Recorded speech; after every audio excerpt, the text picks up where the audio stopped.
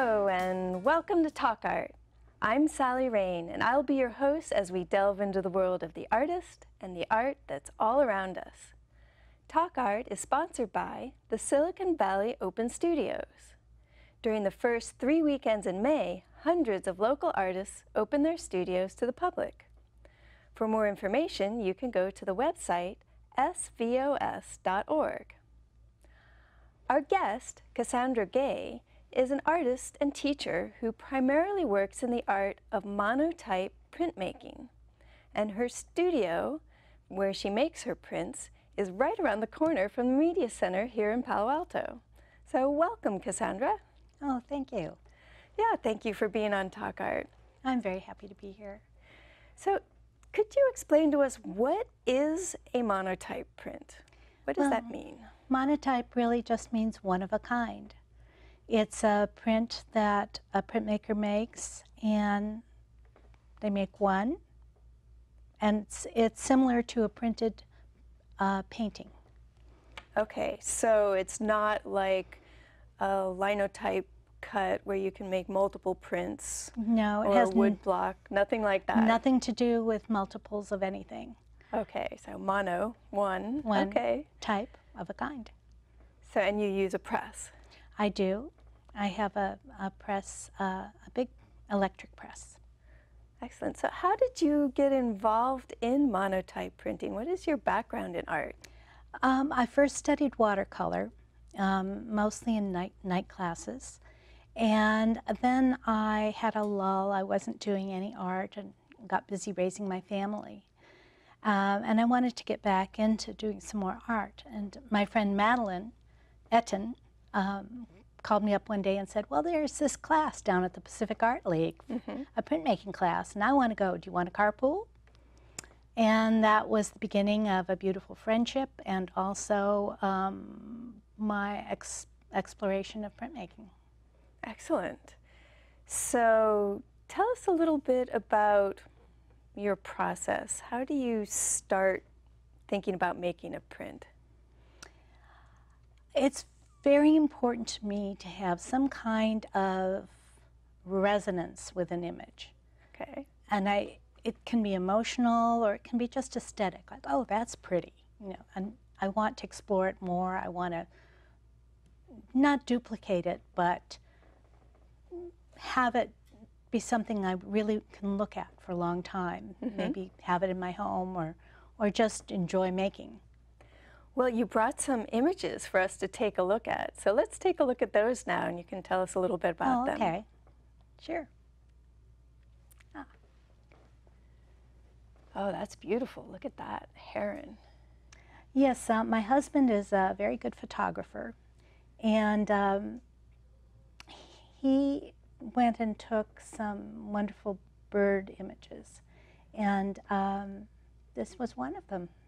And so I looked at it and decided I wanted to make this image, and he was nice enough to print it up bigger, so it made it a little easier for me to look at. But then I painted the image on a plexiglass plate and then printed it one time.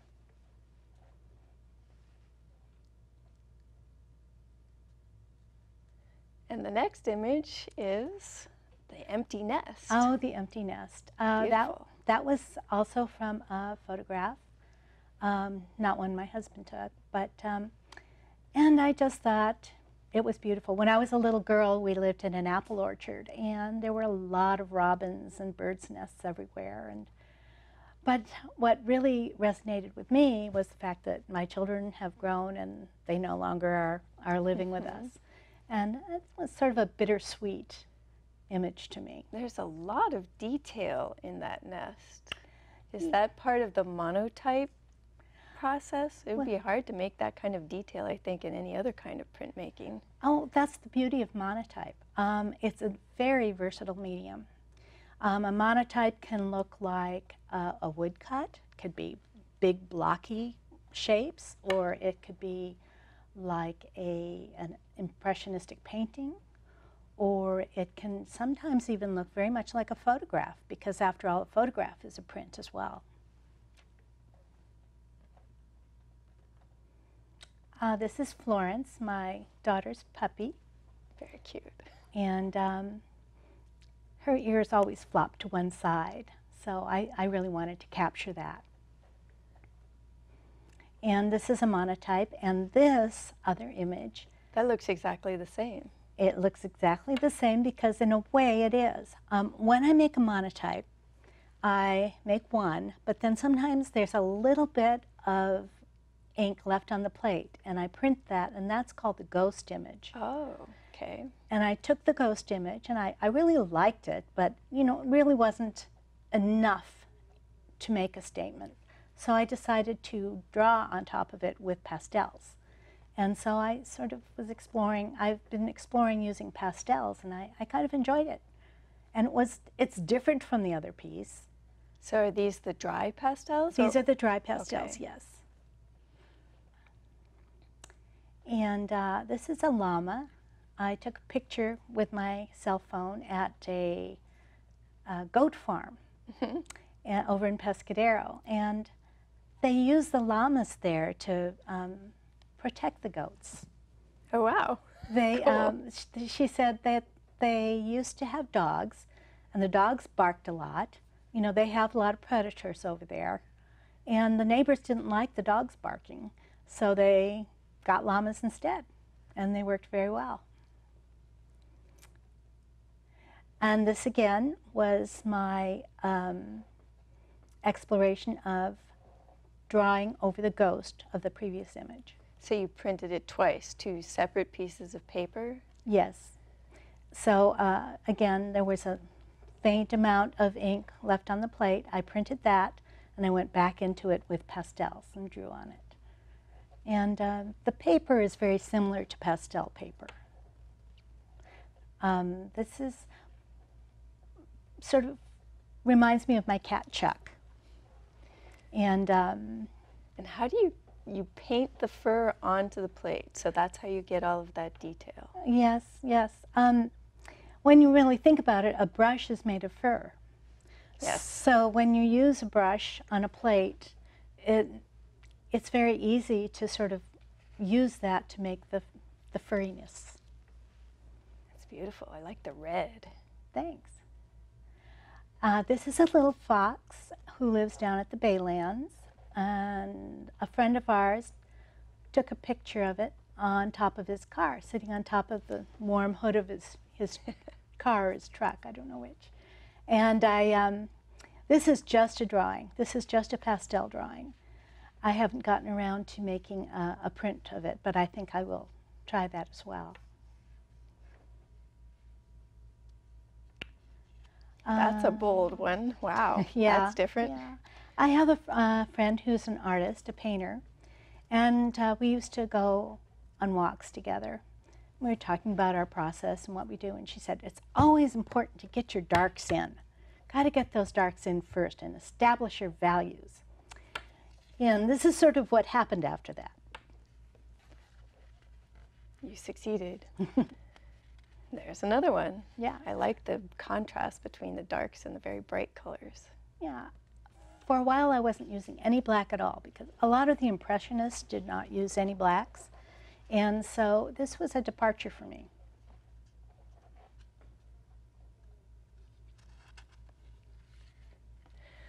Well, those were absolutely beautiful. Oh, thanks, Sally. So you brought some tools in to show us a little demonstration about how you go through your process. So how do you start? Well, I'm just going to pretend because I don't have my press here, Right. and I didn't want to mess up your table with inks. But this is my brayer. It's also a roller. It's a soft brayer, a soft roller. This is very useful for spreading ink on the plate. This is one of the inks I use. This is a Charbonnel ink. It's French. It's an oil-based etching ink. Oh, oil-based. Mm-hmm. Do you need to add anything to it to keep it wet? Or? I do, as a matter of fact. I put a couple of drops of double O oil in it, and it keeps it from drying out, so I can work on the plate for a long time. Right, because you need it wet for the press, right? Yes. Yes. Yes. And this is my, I use paintbrushes, big ones, little ones. Sometimes I just use my fingers or Q-tips or a rag. Whatever I need to manipulate the ink to make it look the way I want it to look. So let's see what you do. Okay, well, often I start with a photograph. As you've noticed, I've done a lot of nature shots. I really enjoy nature, but it's very hard to take my press out in nature because it weighs 1,000 pounds. So my husband, who's a very good photographer, is kind enough to let me use his work as inspiration. So this is a picture he took in Oregon of some plants. And then this is my plate, which is just a piece of plexiglass. And I use the same one over and over again. Right. And the edge is just beveled, which I think my husband did as well for me. And I get my image, and I look at it, decide what I'm going to do, and start by choosing, well, what color inks am I going to use? Right. I can use any color I want. And I put out my selection of inks, and I can mix the inks to make colors as well. And when I get the inks all out and mix in that oil, I often will first put a little bit of ink in on the plate as the background. And I don't cover the whole plate often, just leaving a little space for where I want the image. Right. And then I use my tools, my paint brushes, and by adding and taking away to get the image I want. In Monotype, we often don't use white ink because white ink is opaque and it's kind of dull. So we use the white of the paper for the whites, and it's more reflective. Let's see what you do with the paper. Okay, I've got my image already, and as my teacher told me 1,000 times, I wipe my edges off, get my edges clean, and then I place my plate on my press, put a piece of paper on. And what kind of paper is that? This is very good paper. This is French paper. It's BFK Reeves, 100% rag paper, and it's archival, and it will last a long, long time. Oh, it's very thick. It's thick. I do soak it. Okay. And soak it, blot it, put it on the plate, run it through the press, and then when I'm done, I pull my piece off, and voila. Wow. So you basically brayered on that beautiful background color and then used a Q-tip or a brush to wipe it off where the white is? Yes. And interesting. And very detailed too, small. And I like to go in with I have kind of a big thick bamboo pen with a little point, and I use it to kind of draw in the white lines that are so thin. It's very hard. The one thing that's very hard to do in Monotype is draw a line. Yeah, I would imagine. And but I can easily remove ink. Right. But So how do you keep it from like smudging into each other and when it presses? By not putting on too much ink. Aha. Yeah. You have to just have a very thin layer. And you can kind of tilt your plate up a little bit and look at it and tell whether or not there's too much ink. If there is, it looks like a blob. Okay. And then so you can it's just you want it really smooth then. Yes. Okay. Yes, and it takes a while to really learn how to do it. So you brought some more images, including a picture of your 1,000-pound press. So let's take a look at those now. Well, I did want to tell you one more thing about the ghost image. Oh, the ghost image. Let's. And so I made my print. Okay. And there's still a little ink left on the plate. And Right. I don't want to waste it. So I'll often make a ghost image by putting another piece of paper on and putting it through the press. And this is my ghost image. Now, I didn't do anything to this ghost image. Okay, I see. But as you look at some of my work, you might notice that there is a little ghost image of something in the background. And it often gives complexity and depth to that's the great. work. I like that. Now, would you like me to put these back over here?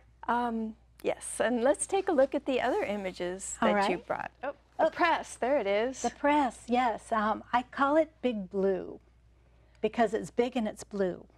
And it's in your studio? It's in my studio, and it was quite a challenge getting it up there. And I couldn't Up there, so it's not on the first floor? It's not on the first wow. floor. It's not on the first floor. This press was given to me by the Graphic Arts Workshop in San Francisco. I had gone to a studio that the City College of San Francisco owns in Fort Mason, and I asked them if I could just put an ad up on their bulletin board for a used press. And they said, well, sure, you can put that up, but I know somebody who's giving a press away.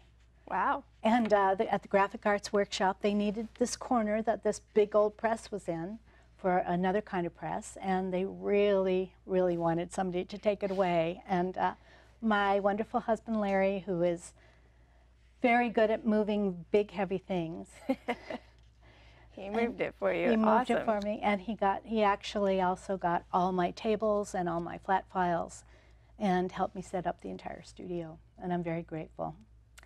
In order to get that in there, he had to borrow a forklift, and we had to take off a door and take the railing off the staircase, off the landing. Well, let's see some images that you've pressed on it. Okay. I really enjoy doing floral images, and in this process, I often will actually paint the flower itself and then press it. I was actually a botany major in college. Oh, I didn't study art in college. I studied art later in my life. Came to it later in my life, and so this is a plant called Honesty, and it's also called a money plant. It has these round seed pods that look sort of like a coin.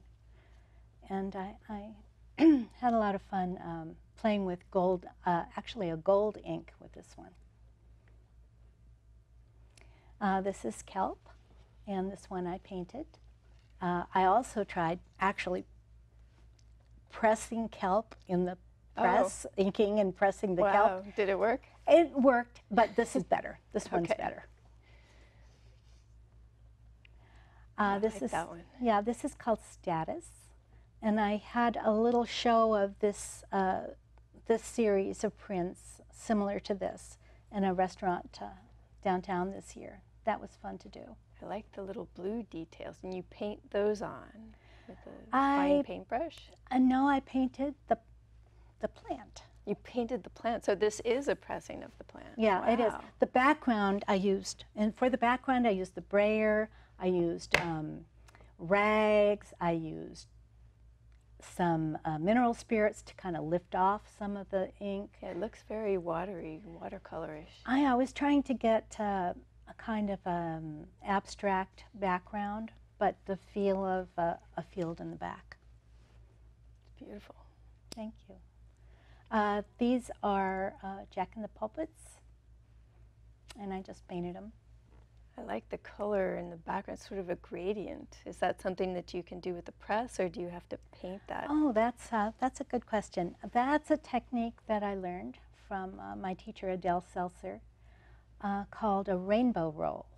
And a rainbow roll is often used in, say, Japanese woodcuts. Mm-hmm. You put two colors side by side on your palette, and then use the brayer to smush, as the technical term I believe, smush them together, and then it gives an ombre effect when you roll it on the plate, and that's what I was going for.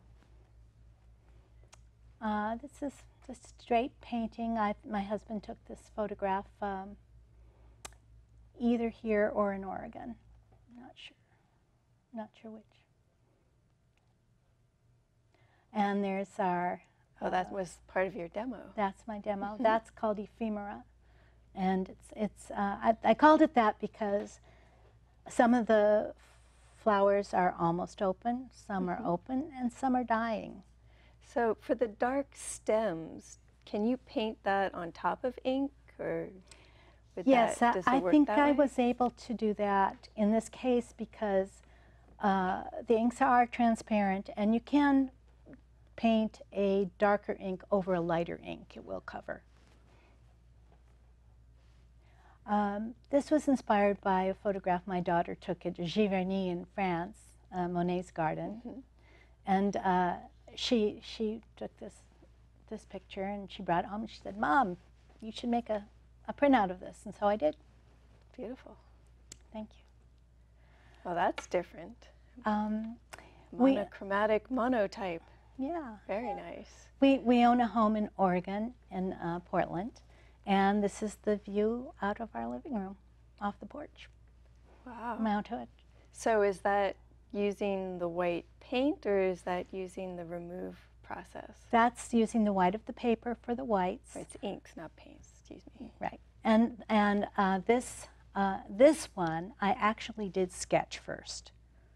I knew, because it's a specific mountain, I wanted to get it just the way that mountain really looks. Did you also have to do it backwards? I did. I had my husband reverse the image on when he printed it. Interesting. And then that's astute of you. Often I don't, like for ephemera, I didn't care. It didn't matter. Right. But for something like a mountain, or if you're using text, you have to reverse it so that it goes in the right direction. Yeah, those are really beautiful prints. So in printmaking, if you do want something to show correctly, you have to do it backwards because it reverses on the paper, right? That's right, like a mirror image. And then how would you sketch on the plexiglass? Well, I sketch on a piece of paper, and then because the plexiglass is clear, I can put the paper underneath the plexiglass. However, once I start putting the ink on the plexiglass, it starts covering up the sketch. So I still have to refer to the image. So it's a little bit of this, a little bit of that, you know, little smoke and mirrors. And then behind you, you have a completely different type of print. Tell us a little bit about that beautiful fish. Well, we went on a trip to Alaska with some friends, and one of them took us fishing out in his boat, and he caught a number of salmon, and he caught a king salmon. And we got back, and he was going to barbecue them. Right. And serve, you know, wonderful barbecued salmon dinner on the beach. And I said, wait, I think I can make some prints out of those. But we were in Alaska in a very remote area. Right. And I didn't have any of my tools, any of my inks, nothing. So, but I did notice at his house he had a little set of children's paints. And I said, you know, if we can get some paper, I'm pretty sure I can make some prints out of these fish. And they helped me do it. It really was kind of a two-person job, because that's a big fish. Yeah. So I painted the fish, and they were really beautiful. They're iridescent. They have like rainbows reflecting on their scales, and the eyes they just look like gold. The eyes look like gold. And so I was just so excited about the beauty of the fish that I painted it and printed it. And I made about 4 or 5. So what made you think of printing a fish? Well, actually, I had done it before, because fish printing is actually a Japanese art form. Oh, really? Yes. And I don't think they usually use color, but maybe they do. And I believe they actually sometimes do it out on a boat. And they catch a fish, print it, and then throw it back. So print and release. Yeah, print and release. That's great. Yeah. So tell us a little bit about your studio and what kind of art people can see there, and when they might be able to see your art. Okay. My studio is actually right around the corner from your studio here. Right. And on Transport Street in Palo Alto. It's called Palo Alto Studios, and we usually have an open studio during Silicon Valley Open Studios in May. Oh, great. And we will be doing that the second weekend of May this year. Now, there are about 30 artists in the building, because it's a big warehouse, but only about 10 will be showing at Open Studios. Right. And you in your print studio? I will be in my print studio, maybe with some other printmakers, because I actually share my studio with and that huge press. yeah, it's big enough for a lot of people. Right. I share my studio with 6 other artists, and so it's a very supportive environment. Yeah, it sounds wonderful. So you show with the Silicon Valley Open Studios. Is there any other time that people can see it? We also have our own little open studio usually the first week in December. That's usually just for a few hours, sort of like an art party. That sounds like fun. Yeah. Cool. And then I also will, if somebody's interested in seeing my work just one-on-one, you know, I'm very happy to they want to make an appointment, they can reach me through, they can find my contact information at the Silicon Valley Open Studios website. Yeah, they have the website, and then the artist directory is about to come out. Well, yes. It'll be coming out in April. And it's great because it has a really good map in it, yes. and we're kind of tucked away here. Yes, a little bit, but it's right by 101, San Antonio. It's pretty well located. So, yeah, well, that sounds fantastic. So, do you have a favorite piece? Can you briefly tell us about your favorite printing? Oh, you know, it's usually something I've done recently. Okay. So I have my work hanging in my home, and I will, you know, do something and go, yeah, I'd like to see more of that, and take down something that's already hanging and put something fresh up. So your favorite is your newest one? Yeah, well, that's good. That's always great. Well, one of my friends once asked me, why do I have any goals as an artist? And I said, it's to grow as an artist. Well, that's a great goal. Yeah. Well, thank you so much for being on Talk Art. It's been a pleasure talking with you and seeing your very interesting process. Well, thank you. Yeah, and thank you for watching Talk Art.